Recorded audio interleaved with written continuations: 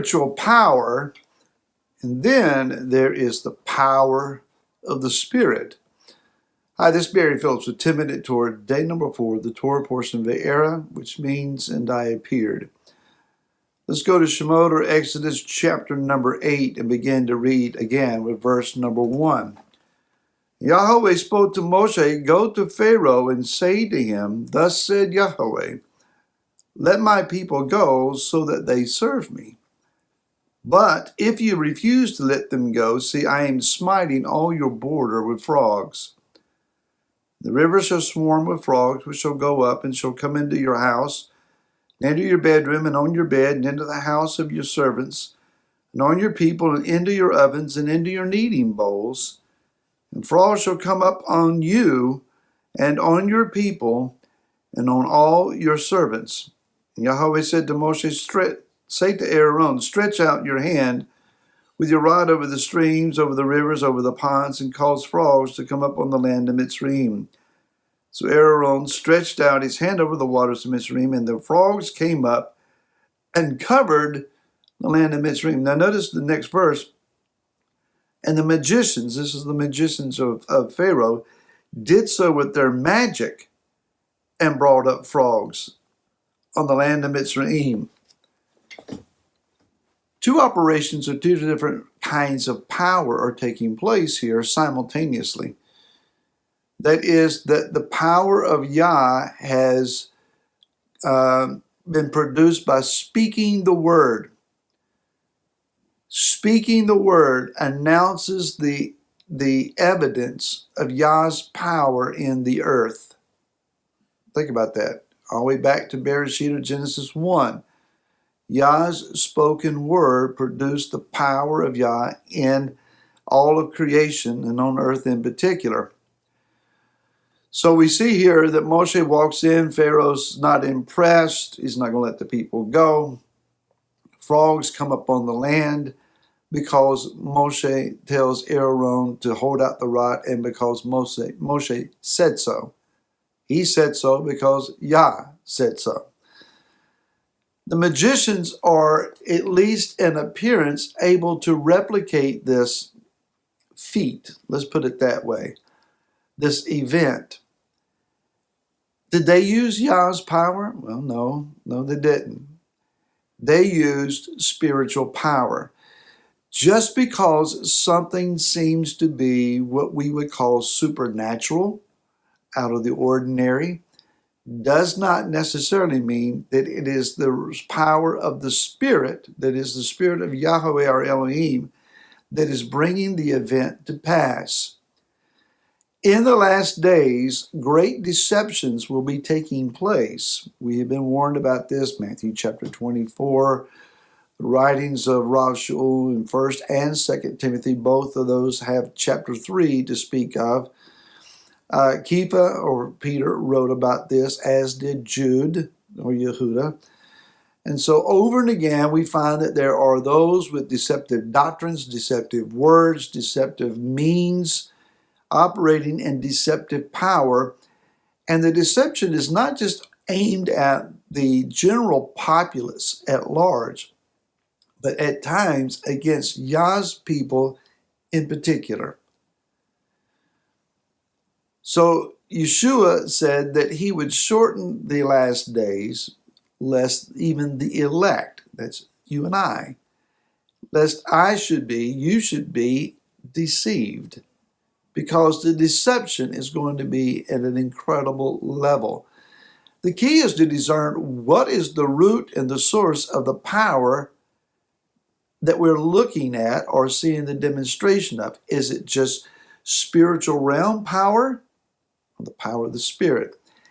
There is a realm, and don't get put off when I use the word realm. I'm talking about a sphere, a level of influence, a spiritual region. Maybe that's a little more palatable.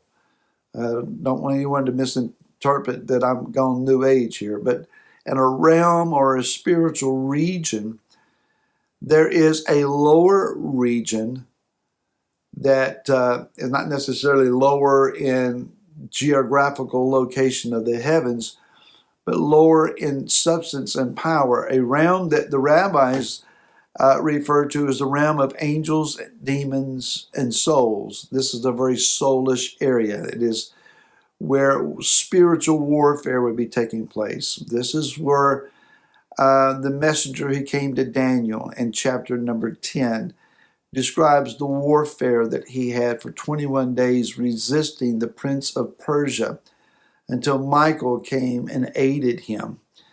And so we see then that there is this spiritual realm where battles are fought, powers are exercised, even the projected soulish prayers of those that mean well, perhaps are not praying according to the will of the Most High. They project their prayers into this spiritual arena, this region, and they are looking for something other.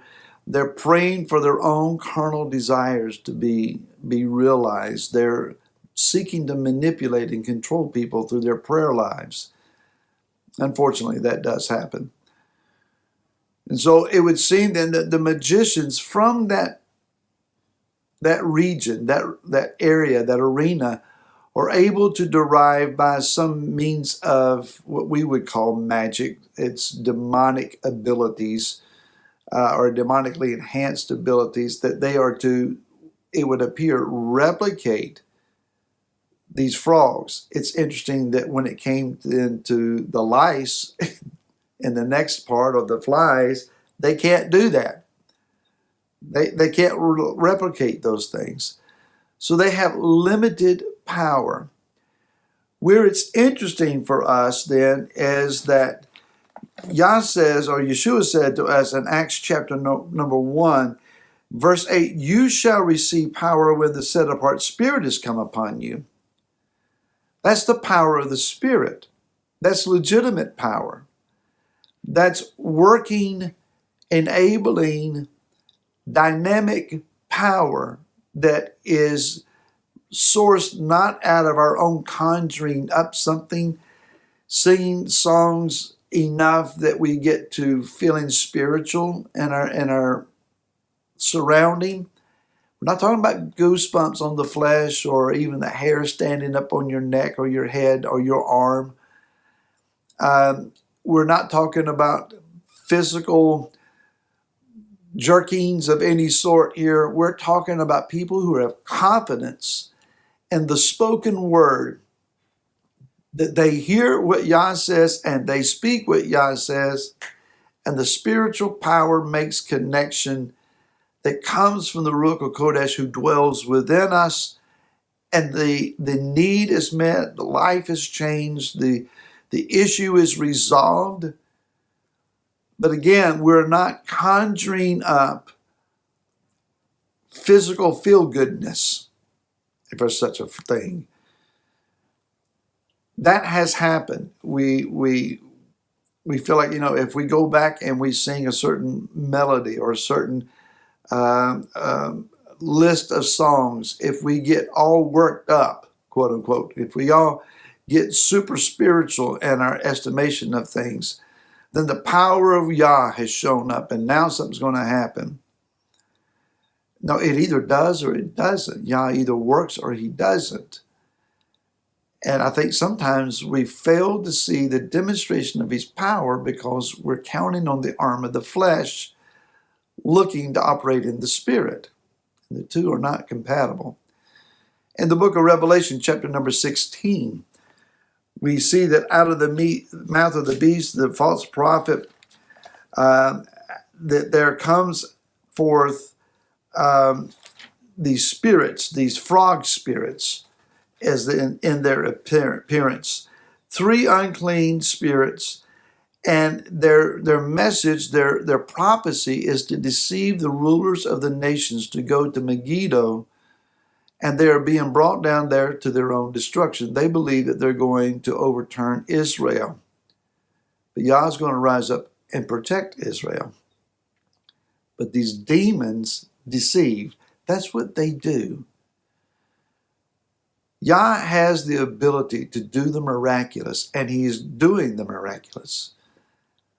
Demons deceive with what appears to be the miraculous. Pray about that today. Talk to you again tomorrow. Till then, shalom.